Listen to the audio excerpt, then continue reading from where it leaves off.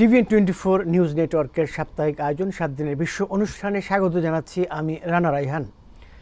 ইসরায়েলে অস্ত্র বিক্রি বন্ধ করতে পশ্চিমাদের প্রতি আহ্বান জানানোই ফ্রান্সের প্রেসিডেন্ট ইমানুয়েল ম্যাক্রোর কড়া সমালোচনা করেছেন বেঞ্জামিন নেতানিয়াহু। ম্যাক্রোর এই আহ্বানকে অপমানজনক উল্লেখ করে ক্ষুব্ধ প্রতিক্রিয়া জানিয়েছেন ইসরায়েলের প্রধানমন্ত্রী। ইসরায়েল ও লেবাননে হামলাকে সন্ত্রাস বিরোধী অভিযান উল্লেখ করে এতে জয় না পাওয়া পর্যন্ত যুদ্ধ চালিয়ে যাওয়ার ঘোষণা দিয়েছেন নেতানিয়াহু। বাংলাদেশের অভ্যুত্থান নিয়ে অপপ্রচার চালানো হচ্ছে বলে অভিযোগ করেছেন তথ্য উপদেষ্টা নাহিদ ইসলাম। তার মতে বাংলাদেশে ইসলামী উগ্রবাদ তৈরি হলে ভারতের যারা উগ্রবাদী রয়েছে তাদের জন্য সহায়ক হয়, সেই জায়গা থেকেই অপপ্রচার চালানো হয়ে থাকতে পারে বলে মনে করেন তিনি। এই বিষয়গুলো আছে, আরও যে বিষয়গুলো বাংলাদেশ প্রসঙ্গে আছে, আমেরিকার প্রসঙ্গে আছে, আমেরিকা নির্বাচন আছে। নির্বাচন নিয়ে আমরা দেখছি যে ডোনাল্ড ট্রাম্প এবং কামালা হ্যারিসের কোনো কোনো জায়গায় খুবই কাছাকাছি অবস্থান, আবার কোনো কোনো জায়গায় একটু ব্যবধান রয়েছে।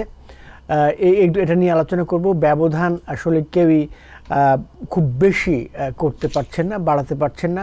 এক প্রার্থী আর এক প্রার্থীর খুব জনপ্রিয়তার দিক থেকে নির্বাচনের এখন পর্যন্ত যত জরিপ হয়েছে সব জরিপেই দুই প্রার্থী কাছাকাছি অবস্থান করছেন। এটা কেন, এটা নিয়ে আলোচনা করব। বাংলাদেশের যে এই মুহূর্তে সংস্কার নাকি নির্বাচন, কোনটা আগে, এরকম একটা প্রশ্ন তৈরি হয়েছে, সামনে চলে এসেছে। রাজনৈতিক দল, প্রধান রাজনৈতিক দল বিএনপি, তারা বলছে নির্বাচন আগে দিতে হবে। আবার আমরা দেখছি যে আরেকটি বক্তব্য এসছে, তারা আগে সংস্কারকে গুরুত্ব দিতে চান। বিশেষ করে ছাত্র নেতাদের পক্ষ থেকে এটা বলা হচ্ছে। আবার এটাও বলা হচ্ছে যে সংস্কার এবং নির্বাচন দুটোই গুরুত্বপূর্ণ এবং একই সঙ্গে দুটো বিষয়ে কাজ চলবে। এই বিষয়ে আলোচনা করব বাংলাদেশ, আমেরিকা এবং মধ্যপ্রাচ্য প্রসঙ্গে। আমার সাথে আছেন doctor Mohsin U Patwari, professor of biology, ex-dean of the School of Science and Allied Health, City University of New York। আপনাকে স্বাগত জানাচ্ছি। আপনাকে অনেক ধন্যবাদ রানা। স্বাগত জানাচ্ছি doctor Golami Madbar, professor, school of social work, dean, Monmouth university. আপনাকে স্বাগত জানাচ্ছি। ধন্যবাদ। আমি শুরুতেই যাব ডক্টর মহসিন পাটোয়ারির কাছে। তার কাছে যে বিষয়টি জানতে চাইব যে এই যে আমরা দেখছি এই বিষয়ে কথা বললে এক ধরনের এই ইহুদি বিদ্বেষ তকমা পেয়ে যাওয়ার একটা আশঙ্কা থেকে যাচ্ছে, বিশেষ করে আমেরিকায়, ইউরোপে, যে না কিছু বল। কিন্তু আমরা দেখলাম এই যে ইমানুয়েল ম্যাক্রন, তিনি যে বললেন, এটা সম্পর্কে এটার প্রতিক্রিয়া আপনার কাছে জানতে চাইবো। এবং ইউরোপের মিত্ররা এখনো পর্যন্ত এ বিষয়ে কিছু বলছে না, বলেনি। ইসরায়েলকে যে অস্ত্র বিক্রিতে নিষেধাজ্ঞা, সেই বিষয়ে আপনাকে অসংখ্য ধন্যবাদ। এটা কিন্তু প্রেসিডেন্ট ম্যাক্রন যে একটা গুরুত্বপূর্ণ বক্তব্য অনেকদিন পর।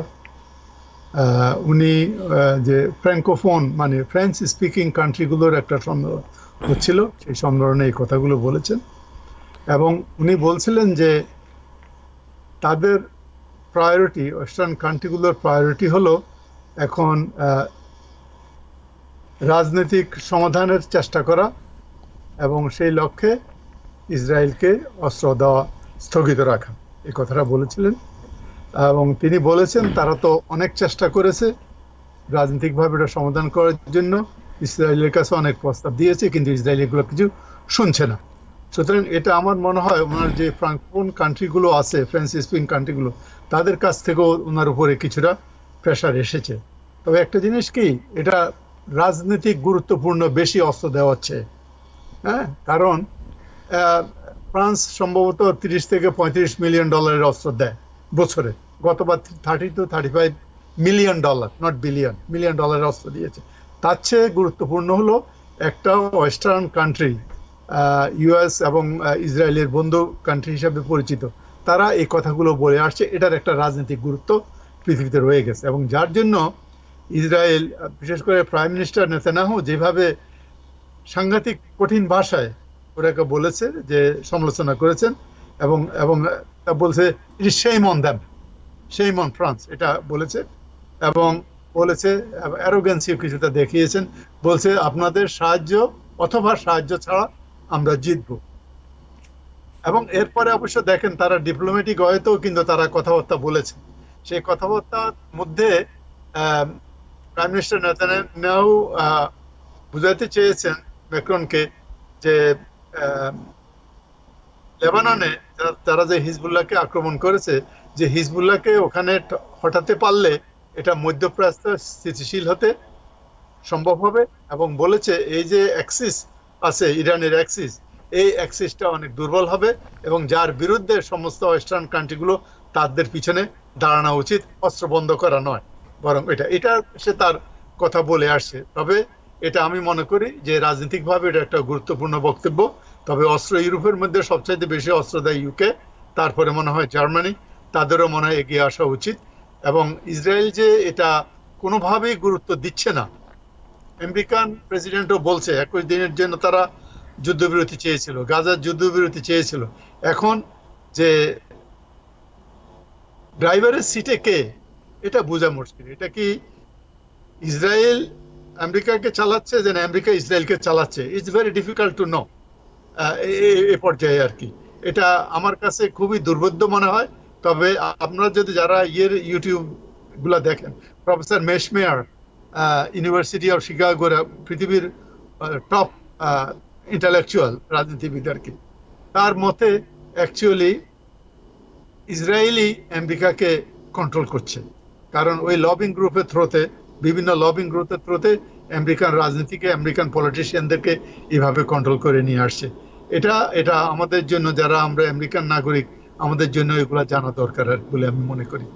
এবং এটার জন্য হয়তো নির্বাচনও কিছুটা ফলাফলে এটার একটা করতে পারে।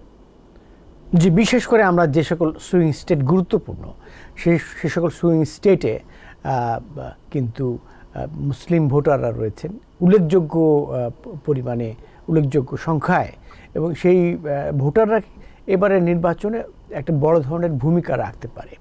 এবং আমরা দেখছি যে ডোনাল্ড ট্রাম্পের বিরুদ্ধে অনেক অভিযোগ আছে, নির্বাচনে হস্তক্ষেপ চেষ্টা থেকে শুরু করে অনেক ধরনের চারিত্রিক, যাকে বলে যে তার সম্পর্কে অপপ্রচার রয়েছে, তা তিনি অনেক এখন, এবং মামলাও রয়েছে, মামলায় তিনি অভিযুক্ত হয়েছেন।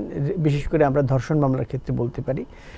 এত কিছুর পরেও ডোনাল্ড ট্রাম্প অনেক বিতর্কিত বক্তব্য ইত্যাদি দেওয়ার পরেও কামালা হ্যারিস ডোনাল্ড ট্রাম্পের জরিপে দেখা যাচ্ছে খুব কাছাকাছি অবস্থান করছেন। যাই হোক, আমি একটু যেতে চাই ডক্টর গোলাম মাতবরের কাছে। তার কাছে যেটি জানতে চাইব, ইসরায়েলকে আপাত দৃষ্টিতে একটু বললেন যে আমেরিকাকে চালাচ্ছে নেতানিয়াহু। আমি একটু বলবো এইভাবে যে নেতানিয়াহুকে কি একনায়ক মনে হচ্ছে কিনা? এই একনায়ক হচ্ছে যে ইউরোপ সমর্থিত, আমেরিকা সমর্থিত একনায়ক, এবং তার ভিতরে যে ফ্যাসিস্ট সরকারের, ফ্যাসিস্ট রেজিমের যে সকল বৈশিষ্ট্য থাকা দরকার সেগুলো আছে কিনা, কিভাবে তার মূল্যায়ন করা হবে, ইতিহাসে তিনি কিভাবে মূল্যায়িত হবেন?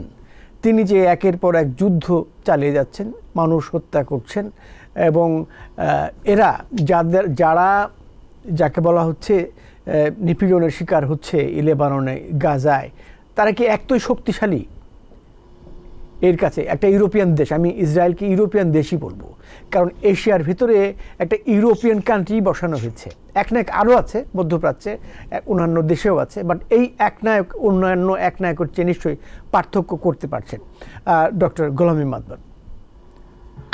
ধন্যবাদ। আসলে আমি প্রথমে একটু শুরু করি ম্যাক্রনের বক্তব্য দিয়ে। সে কিন্তু বলেছেন যে দেখুন, আমাদের সিজ ফায়ার খুব এসেনশিয়াল, ইমিডিয়েট করা দরকার, এবং সেটার জন্য সে যে মেকানিজমটা কথা বলেছেন সেটা হচ্ছে আসলে সবচেয়ে বেশি গুরুত্বপূর্ণ। কিন্তু আমরা জানি এই গুরুত্বপূর্ণ মেকানিজম যেটা বলা হচ্ছে, এটা নিয়ে বহু কথা আগেও হয়েছে, এবং কতগুলো কান্ট্রি বলেছেন, যেমন কানাডা বলেছেন যে যেগুলো মারাত্মক অস্ত্র সেগুলো পাঠাবেন না। যুক্তরাষ্ট্র বলেছিলেন, এবং যে তারা যে হেভি উইপনগুলো পাঠাবেন না, আবার কিন্তু পাঠাচ্ছে। সো এইগুলো কিন্তু ইজ নট গোয়িং এনিহোয়ার। হ্যাঁ, কারণ যেটা বলেছেন সেটা লা ফ্রাঙ্কোফোন যে তাদের কনফারেন্সটা হয়েছে, কেন আমরা জানি আলজেরিয়া আছে, মরক্কো আছে, ফ্রাঙ্কোফোন যদি আপনি মুসলিম কান্ট্রিগুলো বিশেষ করে দেখেন, এই দুটো কান্ট্রি এদের একটা প্রেশার আছে, বা অন্যান্য মানুষ আসলে তো মানবতা সবাই আছে। এবং ম্যাক্রন এই কথাটা বলছেন যে আমি জানি যতই ন্যাটো কান্ট্রি হিসাবে বা ওয়েস্টার্ন কান্ট্রি হিসাবে তারা নিজেকে এনলাইটেন মনে করেন, মানবাধিকারের কথা মনে করেন, যে তারপরেও কিন্তু সবাই চুপ করে বসে আছেন এবং এগুলো সমানে করে যাচ্ছেন না। তা নিয়ে যা ইচ্ছা তার যে এজেন্ডা সেটা কিন্তু। If you're wondering, should I get my COVID shot? Think about other people.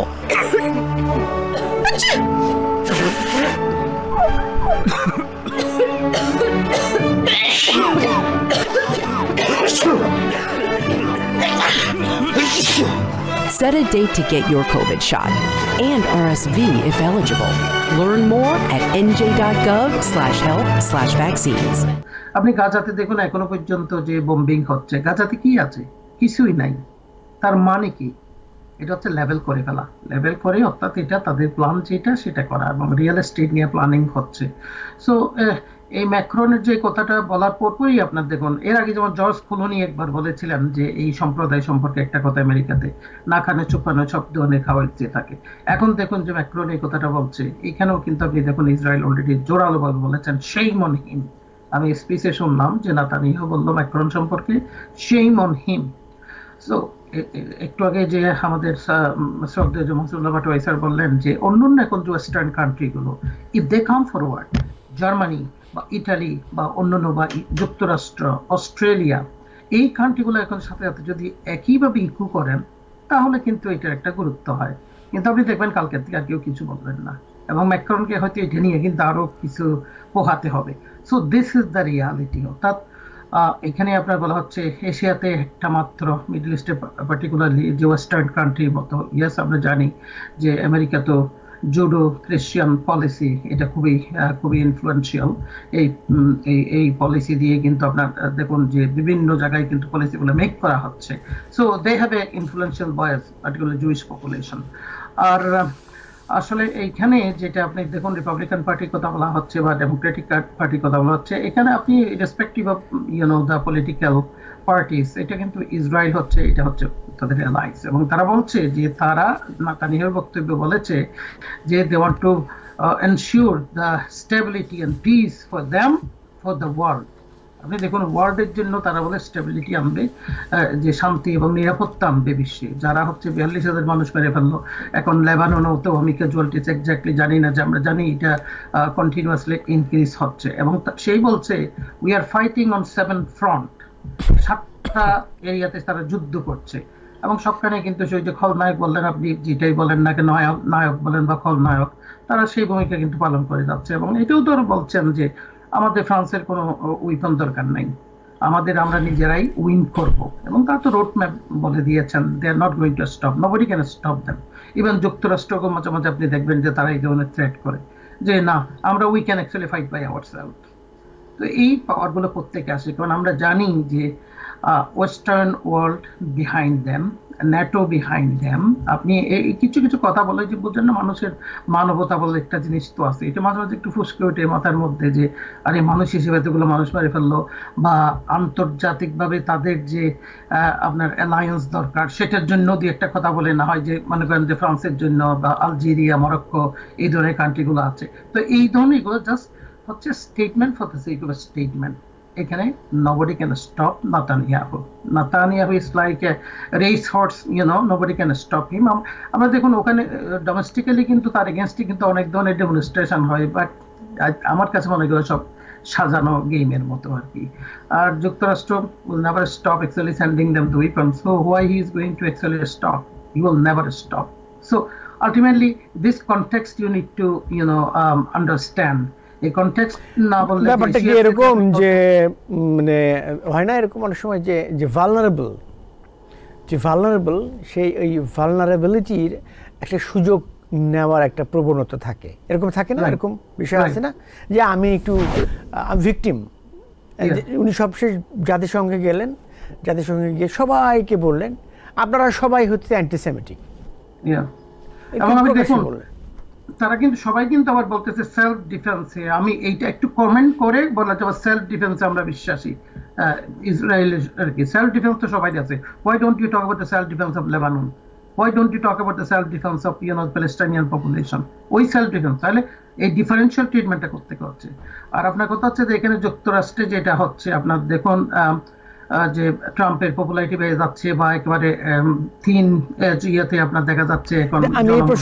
আমি এই প্রসঙ্গে আলোচনায় ঢুকছি। এই প্রসঙ্গে আলোচনা আমি ডক্টর পাটোয়ারির কাছ থেকেই শুরু করব, আপনার কাছে আবারও এই বিষয়ে আসবো, এই জরিপ বা ইত্যাদি। প্রথম কথা হচ্ছে ডক্টর পাটোয়ারি, এর আগে আমরা দেখেছিলাম যে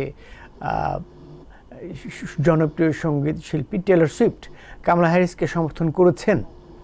আচ্ছা, গতকালকে দেখলাম ইলন মাস্ক তো $200 বিলিয়ন বেশি অর্থের মালিক, তিনি জানি আমরা, তিনি ডোনাল্ড ট্রাম্পের সাথে একটি নির্বাচনী প্রচারে সরাসরি অংশ নিলেন, সশরীরে।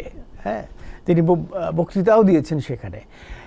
এখন এরা টেলর সুইফট বা ইলন মাস্ক কে সবচেয়ে বেশি ম্যাটার করে প্রার্থীদের জন্য, ভোটের জন্য? 1, 2 নম্বর হচ্ছে আসলে দুজনই ম্যাটার করে কি না, এইটার তাৎপর্য কী, বা এটা কি ইঙ্গিত করে, এইটুকু সংক্ষেপে জেনে আমি আর দু একটি ইনফরমেশন দিয়ে আরেকটি আলোচনায় যাব।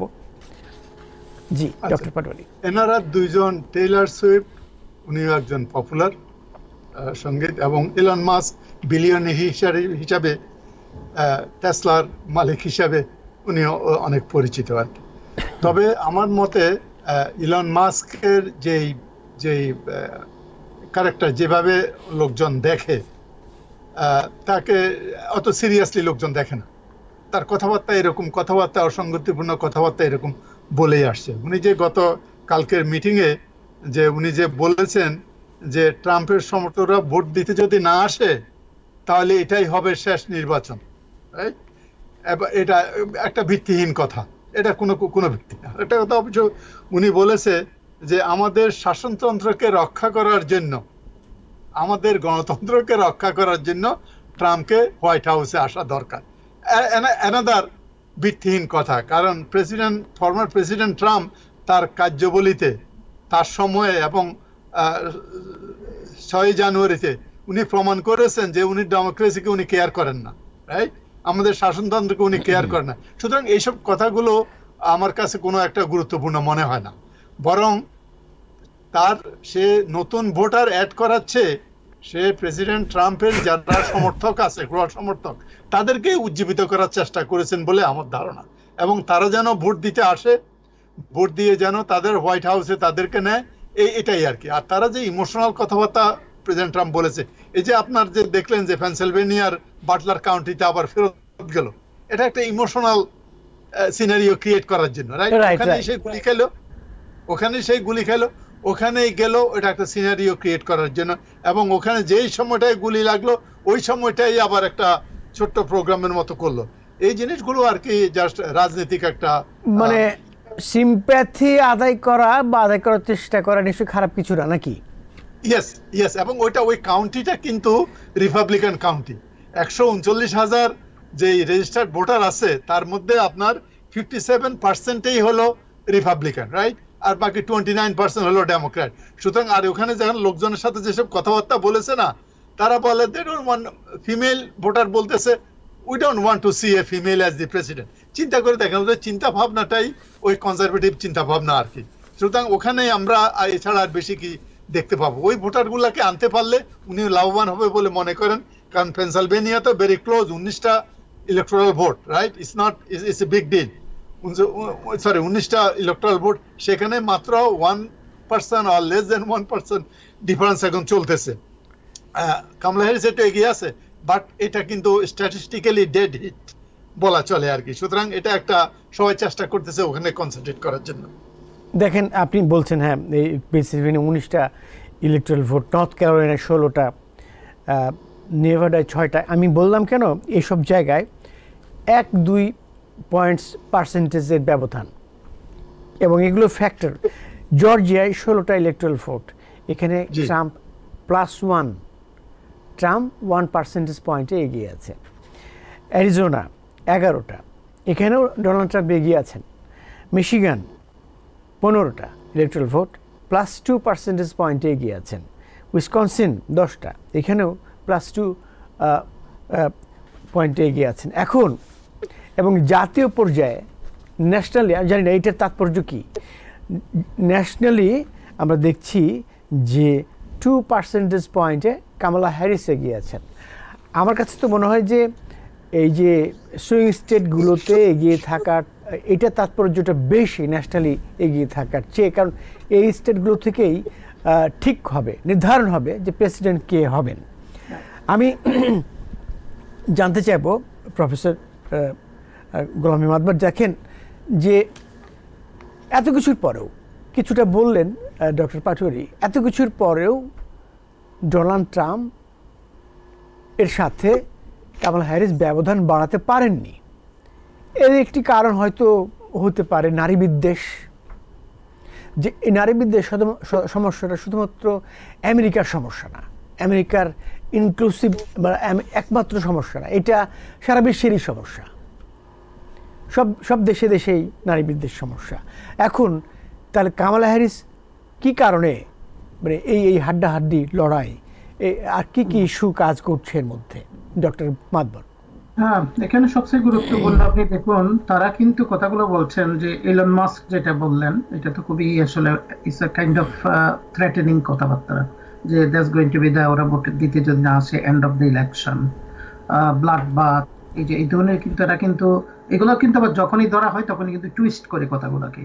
আর Elon Musk is a flip flop guy, he is very inconsistent, very unprofessional, the way he talks, আজকে একটা কালকে একটা, এবং আমার কাছে মনে হয় যে দুই পার্সোনালিটি একই, ইলন মাস্ক এবং ডোনাল্ড ট্রাম্প। তো আপনার দেখুন এই যে সবচেয়ে বড় ইম্পর্টেন্ট এখানে যেটা হচ্ছে ইলেকশনে, it's not about the popular vote, it's about the electoral vote. Electoral vote আপনি কিন্তু অলরেডি কিন্তু সংকেত দিয়েছেন, পপুলার ভোটও ওখানে এগিয়ে আছেন, ইলেকট্রাল ভোটও কিন্তু এগিয়ে আছেন দুটাতেই, ওই সুইং স্টেটগুলোতে আর কি। তো এটা আপনার ডিসাইড করবে হচ্ছে কিন্তু এই স্টেটগুলো। তো আপনার কথা হচ্ছে দেখুন কেন যে এত কিছু ব্যাগেজের পরে আপনি প্রথমে সূচনা বক্তব্যে আপনি বললেন যে তার চারিত্রিক ব্যাপার বা তার কথাবার্তা বা তার যে অতীত রেকর্ড সবকিছু মিলে কেন তারপরে কিন্তু সে এত তিন রেজরও কিন্তু দেখা যাচ্ছে সে কাছে চলে আসছে বা উপরে তার রেটিং দেখাচ্ছে। কথা হবে দেশে কিন্তু আসলে হেট্রেডনেসটা, এটা যে উইমেন সম্পর্কে যে কথাটা বলছে এটা তো সিম্পলি একটা হেট্রেডনেস। আমরা উইমেন একটা মহিলা, আমরা একটা উইমেনকে একটা প্রেসিডেন্ট হিসেবে দেখতে চাই না। আর বাটলার কার্টিভান্টি যেগুলো আপনার এগুলো হচ্ছে চরমভাবে রেসিস্ট। শ্রদ্ধেয় মোহাম্মদুল্লাহ পাটোয়ারি স্যার বলেছেন ওখানে 54,000 out of 128, that's what is the reality. এগুলোতে আসলে কোনো মতে পাবে না। কিন্তু Pennsylvania is not about that. Pennsylvania, Philadelphia আছে যেগুলোতে আপনার ধরেন এনলাইটেন বা একটু মোর লিবারেল মানুষ আছে, সেই ভোটগুলো ওগুলো ডিসাইড করবে। তো আপনার এই ইলেকট্রাল ভোটগুলো নিয়ে হচ্ছে এখন তারা মোর আর এইটা বাটলার কাউন্টি যেটা করেছেন এটা হচ্ছে just is a kind of drama, setting the drama আর কি। আপনার ফ্লোরিডাতে যেটা হয়েছে এগুলো আমার মনে অনেকটা কিন্তু সাজানো আর কি, যেগুলো এগুলো সিম্প্যাথি ড্র করার জন্য। আপনি দেখুন তার প্রতি একটা অ্যাটাক হয়ে গেলে তার কিন্তু আপনার ফান্ড রেজিং বেড়ে যায়। সো দিস ইজ কারা দিচ্ছে এগুলো, আপনি এই লোকগুলোকে আপনি দেখবেন যে কারা তারকে ভোটগুলো দিচ্ছে। অর্থাৎ এখানে আপনি যতই আপনি একেবারে ভীষণ এফিসিয়েন্ট একজন ক্যান্ডিডেট হন বা আপনার সব ধরনের ক্রিডেন্সিয়াল আছে, অভিজ্ঞতা আছে, তারপরেও কিন্তু at the end of the day আপনি দেখবেন এই ধরনের ক্যান্ডিডেটের সাথে কিন্তু তিন রেজরে চলে যায়। অর্থাৎ তার মানে কি, who is Kamala Harris? Number 1 she is a female, number 2 she is a coloured person, number 3 তার হাজবেন্ডও কিন্তু একটা মাইনরিটি বলতে গেলে। So all this things actually going against her, এবং তাকে তো একটাই বলা হচ্ছে যে সি ইজ লিবারাল। আর এমন এমন লোকেরা যারা তাকে টু লিবারাল বলতেছে তারা কিন্তু ডিফাইন করতে পারবে না লিবারাল বলতে আপনি কি বুঝান। আমি আমার একজনকে জিজ্ঞাসা করছিলাম, আমার খুব কাছের নেইবার আর কি, যে বললো যে আমি I am not going to vote for her. আমি ওয়াই? সাদা এখানকার। সে বললো যে because she is too liberal. আমি okay can you actually define what you mean by liberal, what is the threat of that, why you are not considering, what is এইটার যে আপনার মানে কমসটা কি, আর ডিফাইন করতে পারে না। এটা হচ্ছে হিয়ারসে, এবং ওই যে একটা যে মাইনরিটি উঠে যাচ্ছে, এটা হবে সেটা হবে, all this kind of thing. এখানে আপনার অল এইগুলোর জন্য হেট্রেডনেস দেশের যে সিস্টেমিক যেটা প্রবলেম মেইনলি আমি বলবো দ্যাটস হোয়াট। অর্থাৎ তো ওই লোকগুলো আছে, ওই লোকগুলোই তো আপনার মেইনলি যে সাউদার্ন ক্রিশ্চিয়ান কোয়ালিশন বা যে আপনার যে রেড স্টেট গুলো, যে মিড যে স্টেট গুলো যেটা আমেরিকাতে দেখা যায় একেবারে নর্থ থেকে সাউথ পর্যন্ত, so they are all rolling behind them. আপনার তার যে সবগুলো যে আপনার ল্যাগ ওয়ার্কার বলেন বা তার যে স্পোক পারসন গুলো বলেন, হু আর দে? থিঙ্ক অ্যাবাউট জুলিয়ানি মেয়ে কি বললো এখন দেখুন। আস্তে আস্তে কিন্তু মানুষ কিন্তু হবে, কিন্তু ইটস টু লেট। যখনই কিন্তু everything is going to be in his hand, এবং তারা কিন্তু বিভিন্নভাবে বলে দিচ্ছে যদি না হয়, if it is not going to be in his favour, then situation is going to be different. এবং এবারও কিন্তু তারা এগুলো আনবে। এত কিছুর পরেও দেখেন আমরা কোর্টে কোনো ধরনের গ্রেইন অফ ট্রুথ নাই, কিছু নাই, তারপরেও সে এখনো বলে যাচ্ছে যে he won the election 2020, they stolen the election. এত বলার পরে জনগণ কিন্তু দেখুন তো, জনগণ আপনি দেখুন এই কথাগুলো বললে কিসের উপর আমরা ভিত্তি করি, অর্থাৎ লিগ্যাল সিস্টেমের উপর। তো লিগ্যাল সিস্টেমকেও বাইপাস করে যাচ্ছে তাকে যারা সাপোর্ট করতেছে জনগণ। So to me it's all about hatredness, gender hatredness আছে, রেশিয়াল হেট্রেডনেস আছে, ইকোনমিক ক্লাস হেট্রেডনেস আছে। আপনি দেখুন প্রফেসর মাতবর, আমরা একটা বিরতি থেকে ফিরে আসি, ফিরে এসে আমরা আলোচনায় ঢুকবো, বাংলাদেশ প্রসঙ্গে আলোচনা করব। দর্শক, আপনারা যারা অনুষ্ঠানটি দেখছেন আশা করছি ভালো লাগছে, একটু পরেই আমরা ফিরে আসছি। If you're wondering, should I get my COVID shot? Think about other people.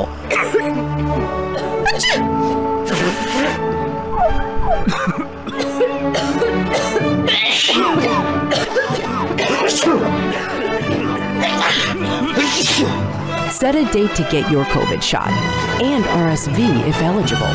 Learn more at nj.gov/health/vaccines. সাথে বিষয় আবারও স্বাগত জানাচ্ছি। আমি চলে যাচ্ছি আমাদের অতিথিদের কাছে। এবার যাব ডক্টর মোহসেন ইউ পাটোয়ারি। দেখেন, আমরা দেখলাম যে গণমাধ্যমে টানা বেশ কয়েকটি সাক্ষাৎকার দিয়েছেন বিএনপির মহাসচিব মির্জা ফখরুল ইসলাম আলমগীর, অন্তর্বর্তী সরকারের প্রধান উপদেষ্টা ডক্টর মোহাম্মদ ইউনূস সাক্ষাৎকার দিয়েছেন, তারও আগে বিভিন্ন পর্যায়ের ছাত্র নেতারা। আমরা সর্বশেষ যেটি দেখছি যে এটি সাক্ষাৎকার মির্জা ফখরুল বলছেন তারা সংস্কার না বরং নির্বাচনের রোডম্যাপ চাইছেন। তিনি বলছেন এরকম, তার ভাষায় তিনি বলছেন, এখন যদি প্রশ্ন করি হু আর ইউ, মানে অন্তর্বর্তী সরকারের উদ্দেশ্যে, আপনি কে এসব সংস্কার করছেন, সংবিধান সংস্কার করছেন, আপনি আসলে কে? আমি কোট করছি তাকে, একটা আন্দোলন করে ছেলেরা আপনাকে বসিয়ে দিয়েছে আর আপনি সব দায়িত্ব পেয়ে গেছেন। এটা সম্ভবত ডক্টর ইউনূসকে মিন করছেন, যদি তার ল্যাঙ্গুয়েজটা আমি ধরতে পারি, ভুল না করি। তো এই প্রশ্নটা বিএনপি করছেন, এই প্রশ্নটা বিএনপি করার কতখানি অথরিটি আছে? আপনাকে অসংখ্য ধন্যবাদ। প্রথম আমি সাধুবাদ জানাই প্রফেসর ইউনূসকে, যে আমাদের যখন কমিউনিকেশন না থাকে তখন মানুষ অনেক সন্দেহ করে যে কি হচ্ছে আমরা জানতে পারিনি। উনি যে সাক্ষাৎকারটা দিয়েছেন প্রথম আলোর সাথে, একটা আমার মনে হয় একটা চমৎকার একটা সাক্ষাৎকার, যাতে করে বাংলাদেশের জনগণ বুঝতে পেরেছে সে কোথায় কি করতে চাচ্ছে এই জিনিসটা। এটা আমি মনে করি ওনার periodically, maybe once in a month or once in 2 weeks ওনাদের সাক্ষাৎকার দিয়ে কোনো ধরনের থাকলে এগুলাকে পরিষ্কার করে দেওয়া, এটা খুবই গুরুত্বপূর্ণ আছে। বিএনপির মহাসচিব যে কথাটা বলেছেন, ওনারা যখন প্রফেসর ইউনূসের সাথে যখন মিটিং করে, সেই মিটিংয়ে সম্ভবত বলেছিল যে তারা নির্বাচনের রোড ম্যাপ চাচ্ছে এবং নির্বাচন করার জন্য নির্বাচন সংক্রান্ত সংস্কারগুলো শেষ করে এবং ওই নির্বাচন কমিশন গঠন করে নির্বাচন দিকে যেতে চাচ্ছে। এবং আরো কতগুলো কথা বলেছে যে ওনাদের যে 31 দফা সংস্কার যেগুলো আছে, সেগুলো তো সংস্কার আছেই, সেগুলো ওনারা যখন ক্ষমতায় যাবে ওনারা প্রতিজ্ঞাবদ্ধ ওগুলো করার জন্য, রাইট? আমি এটা মনে করি ভাই, আমরা তো ইতিহাস দেখছি, রাইট? আপনারা তো ক্ষমতায় ছিলেন, আমি সব দলের কথাই বলবো। আমাদের যেই ডেভেলপিং কান্ট্রিতে যারা মধ্যপন্থী রাজনীতি করেন, যেমন আমাদের দেশের 3টা রাজনৈতিক দল, আওয়ামী লীগ, বিএনপি এবং জাতীয়তা পার্টি, ওনাদের মধ্যপন্থী রাজনৈতিক দল বলা হয়। মধ্যপন্থী রাজনৈতিক দলগুলো ডেভেলপিং কান্ট্রিতে, আমি বাংলাদেশের কথা শুধু বলবো না, ডেভেলপিং কান্ট্রিতে তারা একটু অপরচুনিস্ট হয়, ক্ষমতায় গেলে কিছু ক্ষমতার অপব্যবহার করে সেটা করতে চায়। এবং উনি যে করলো অতীতের ইতিহাস থেকে, তো আমরা তো দেখি নাই যে কোনো ভালো কাজ ওনারা করতে চাইবেন, তো ওনাদের ক্ষমতাটাকেই প্রিজার্ভ করার চেষ্টা করবেন। সুতরাং আমি মনে করি না যে, আমি মনে করেছিলাম যে বিএনপি আরো প্র্যাগম্যাটিক হয়তো কথা বলবে, কারণ সব দলেরই কিন্তু সংস্কারটা দরকার। সংস্কারটা শুধু আমাদের জেনারেশনের জন্যই দরকার না, প্রেসিডেন্ট প্রফেসর ইউনূস বলেছেন শুধু আমাদের জন্য না, আমাদের পরবর্তী প্রজন্মের জন্যই দরকার। কারণ এই একটা যে অপরচুনিটিটা আমাদের আসছে অনেকদিন পর, এই অপরচুনিটিটাকে আমরা যদি ইউটিলাইজ না করি, পরবর্তী অপরচুনিটি কবে আসবে আমরা সেটা জানি না। সেই জন্য আমি মনে করি সব রাজনৈতিক দলগুলোকে, এবং যে পরিষ্কার করে কথা বলেছে এই যে ইন্টারভিউর মাধ্যমে, যে আমরা কমিশন গঠন করেছি, কমিশনগুলো রাজনৈতিক দলগুলোর সাথে আলোচনা করবে, কমিশনগুলো জনগণের সাথে বিভিন্ন গোষ্ঠীর সাথে আলোচনা করে একটা নিয়ে আসবে, নিয়ে এসে পরে আবার রাজনৈতিক দলগুলোকে নিয়ে এটা আলোচনা করে নিয়ে আসবে, তারপরে একটা নির্বাচন দিবে। আপনি ওই সংস্কারগুলো যদি না করে আপনি নির্বাচন করেন, সবকিছু হয়তো করা যাবে না, নির্বাচন সংক্রান্ত কতগুলো তো আছেই, যেমন আপনার শান্তি শৃঙ্খলা, শুধু নির্বাচন কমিশন করলে তো হবে না, নির্বাচন কমিশন চালানোর জন্য তো আপনার প্রশাসনটাকে ওইভাবে সংস্কার করতে হবে, আইন বিভাগকে সংস্কার করতে হবে, পুলিশ বিভাগকে সংস্কার করতে হবে। এই জিনিসগুলো না করে ওনারা চাচ্ছেন, এখন ওনারা হয়তো দেখতে পাচ্ছেন যে ওনাদের জন্য এখন নির্বাচন হলে যত তাড়াতাড়ি নির্বাচন হয় তত তাড়াতাড়ি তাদের ক্ষমতায় আসার সম্ভাবনা আছে। হ্যাঁ, কারণ এখানে যে আরেকটা বড় দল ছিল সেই দলটা এখন অনুপস্থিত ফর টাইম বিং। এটা নির্বাচনে গেলে কি হবে আমরা জানি না, পোলারাইজেশন, ওই লোকগুলা কিন্তু বাংলাদেশের বাইরে সব চলে যায়নি, ওদের নেতারা গেছে কিন্তু ভোটার গুলো আছে। আপনার হয়তো অনেক সময় আমি নিয়ে যাব না, এই জিনিসগুলো আমার মনে হয় ওনাদের সুস্থ মাথায় ওনাদের চিন্তা করে ওনাদের এই কথাগুলো বলা উচিত আর কি। এবং আরো রাজনৈতিক দলগুলো কিন্তু মোটামুটি অন্য লাইনে বলেছে, সংস্কারের কথা বলেছে। আমি মনে করি বিএনপির কাছে আমাদের আর্জ থাকবে, আমাদের অনুরোধ থাকবে, সংকীর্ণ চিন্তা, শর্ট টার্ম চিন্তা না করে লং টার্ম আপনারা চিন্তা করেন, আপনারা রাজনীতি করেন, আপনারাই দেশ চালাবেন। সব দলের রাজনীতি দলের কথাই বলি, আমরা মিলিটারি দেশ চালাক বা অরাজনৈতিক ব্যক্তিরা দেশ চালাক এটা চাই না, আপনারাই চালাবেন। কিন্তু এই যে সংস্কারগুলোর কথা বলছেন, এই সংস্কারগুলো আমাদের সবার জন্য। আপনাদের অনুরোধ করে আপনারা একটু সময় দেন, সময় দিয়ে এগুলো আপনারা মিলেমিশে করেন, এগুলা সংস্কার করে পারে আপনারা ইলেকশন দিলে পাবলিক যাকে ভোট দেয় আপনারা ভোট নিয়ে আপনারা আসেন, সেটা আমাদের কোনো সমস্যা না। জি, আপনাকে ধন্যবাদ। আমি একই বিষয়ে যাব ডক্টর গোলাম মাহমুদের কাছে। যে দেখেন, একই সাক্ষাৎকারে মির্জা ফখরুল বলছেন যে তাকে প্রশ্ন করা হলো, আওয়ামী লীগের দীর্ঘ শাসনের পতন ঘটাতে আপনারা পারলেন না, ছাত্ররা পারলেন কেন, এরকম একটা প্রশ্ন করা হয়েছে। তিনি বলছেন যে এটা সঠিক নয়। আমরা রাজনীতিকরা অর্থাৎ বিএনপির রাজনীতিকরা পুরো ক্ষেত্রটা তৈরি করেছে। জুলাইয়ে এই আন্দোলন শুরুর আগে আপনারা দেখেছেন যে তারাই এই ক্ষেত্রটা তৈরি করেছে, তাদের নেতাকর্মীরা মারা গেছে, 422 জন মারা গেছে বিএনপি, এরকম দাবি করছেন, আগেও দাবি করেছিলেন। এবং তিনি শেষে বলছেন কোটা আন্দোলনকে মিসহ্যান্ডলিং করেছে আওয়ামী লীগ, সেটা না হলে এই আন্দোলন কোন পর্যায়ে যেত তা বলা মুশকিল। এই বক্তব্য আসলে কি মিন করে? এটা কি এই গণঅভ্যুত্থানকে আন্ডারমাইন করা হলো কিনা? আমি আসলে একটু ওভারঅল বলি আপনার। দেখুন, এই যে সংস্কারবিহীন, আমরা জানি নির্বাচন ডেফিনেটলি গণতন্ত্রের জন্য সবচেয়ে বেশি গুরুত্বপূর্ণ। সংস্কারবিহীন যে নির্বাচন, এটা একটা অর্থহীন একটা নির্বাচন হবে। এবং বিএনপি যে দলটি বলছে যে নির্বাচনটা তাড়াতাড়ি হোক, আমার মনে হয় সবচেয়ে বড় ভিকটিম তারাই হবেন। আপনি দেখুন, আপনাকে 16 বছরের আপনার প্রেক্ষিতটা দেখতে হবে যে দেশের অবস্থা কোথায় গিয়েছেন।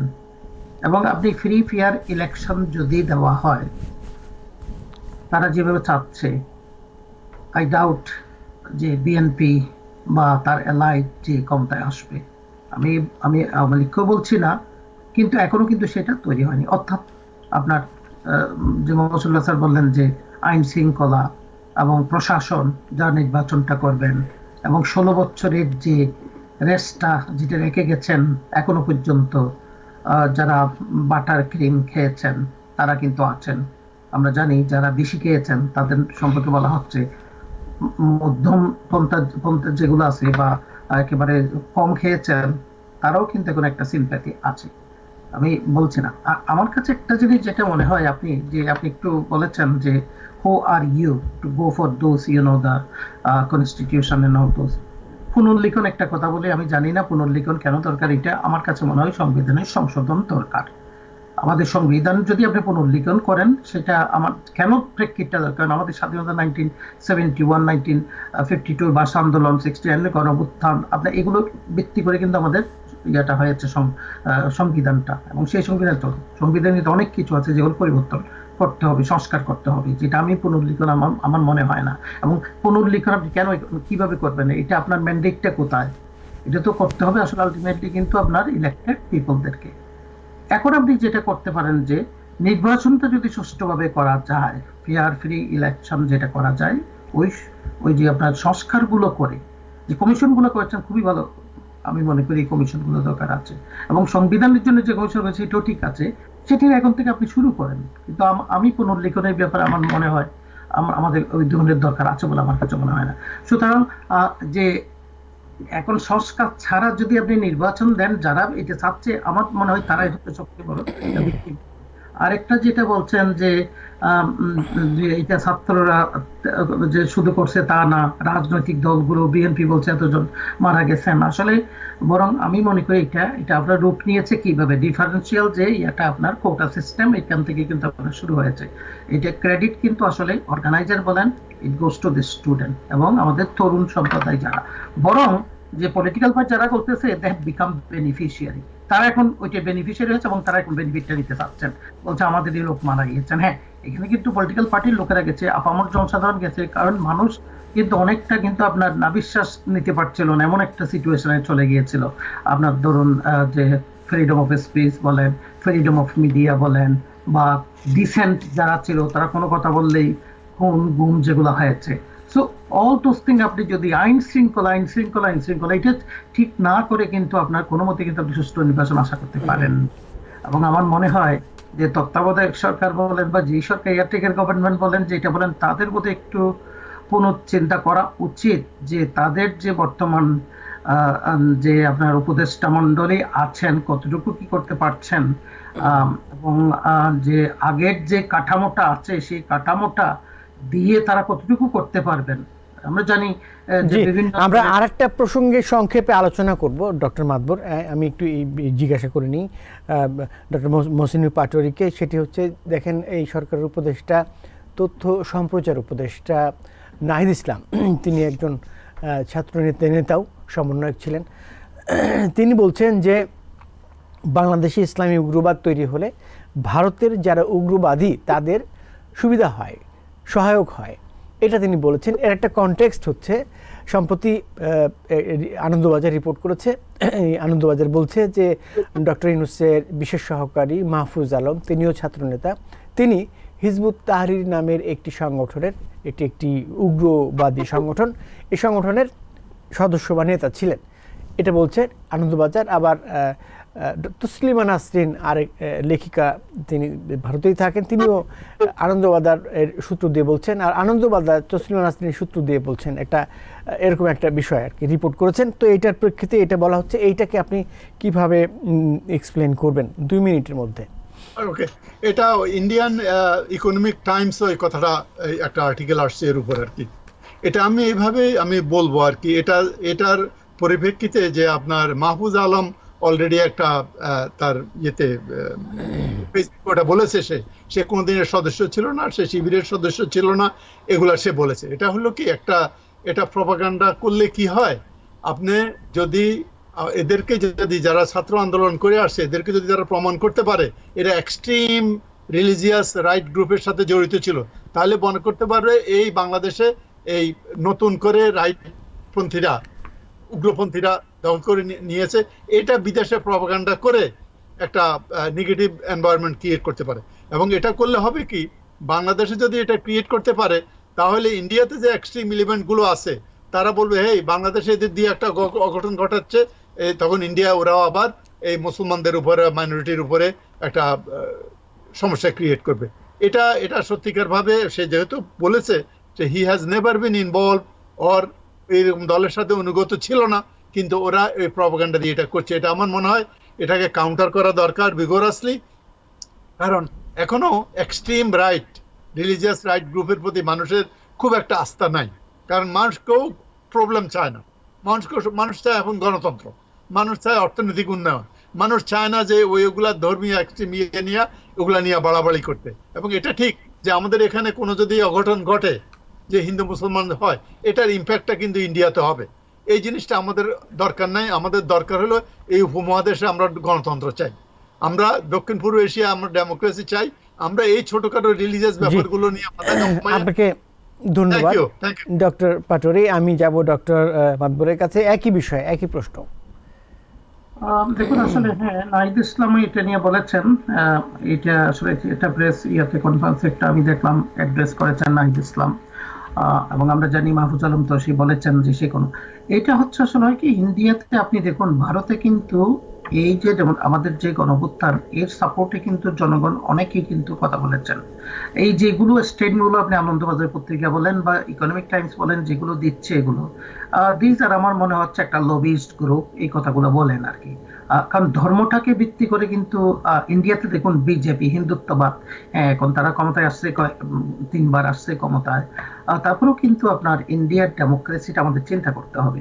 এটা কিন্তু হয়তো অন্য কোনো কান্ট্রিতে হলে এটা কিন্তু হয়তো ওই রিলিজিওসিটিতে ধারণ করতো, এতটুকু কিন্তু এখনো করতে পারছে না, কারণ ইন্ডিয়াতে এখনো গণতন্ত্রটা প্লুরালিজমটা আছে। আমরা জানি পলিটিক্যাল আইডিওলজি, এবার দেখেন কিভাবে তার দশ নেমেছে, যেটা আশা করছিল সেটার মধ্যে কিন্তু করতে পারেন নাই। তো এরা বাংলাদেশকে যদি কোনো এক রকমের যদি একটা কমিউনাল রিলিজিওসিটি দিয়ে এস্টাবলিশ করতে হয়, তাহলে ওয়েস্টের কাছে গিয়ে কিন্তু এই কথাটা বলতে পারে যে বাংলাদেশে যে দেখা যাচ্ছে যে ফান্ডামেন্টালিজম বেড়ে যাচ্ছে, এই গ্রাউন্ডটা করার জন্য বাংলাদেশের যে একটা সুনাম সেই জিনিসটাকে করার জন্য একটা বেস্টেড গ্রুপ, যেটা আমি বলবো, আমি বলছি ইন্ডিয়ার বলছি সাধারণ মানুষ কিন্তু এটা সাপোর্টে আছেন। তারা প্রত্যেকে চায় গণতন্ত্রকামী যদি আপনি হন, তাহলে বাংলাদেশে যে কাজটা হয়েছে এটা তো আসলে মানুষের মানবাধিকারের জন্য বৈষম্যের এগেনস্ট এটা হয়েছে। কালক্রমে সেটা এখন রূপ নিয়েছে, যেহেতু বাংলাদেশের মানুষ অতিষ্ঠ হয়ে গিয়েছিলেন যে একটা স্বৈরাচারী শাসকের শাসনের বিরুদ্ধে। So that's what. সো আমার মনে হয় না যে ডক্টর আগাইতে পারবে। আমরা অনুষ্ঠান শেষ করতে চাই। ডক্টর গোলামী মাতবর, আপনাকে অসংখ্য ধন্যবাদ। ধন্যবাদ যাচ্ছি ডক্টর মহসিন পাটোয়ারি, আপনাকেও। আপনারা ভালো থাকবেন, আশা করছি ভবিষ্যতে আপনাদের সাথে আবারও দেখা হবে অন্য কোনো অনুষ্ঠানে। ধন্যবাদ। 7 দিনের এই ছিল আজকের মতো, দেখা হবে আগামী পর্বে। সবাই ভালো থাকবেন, সুস্থ থাকবেন।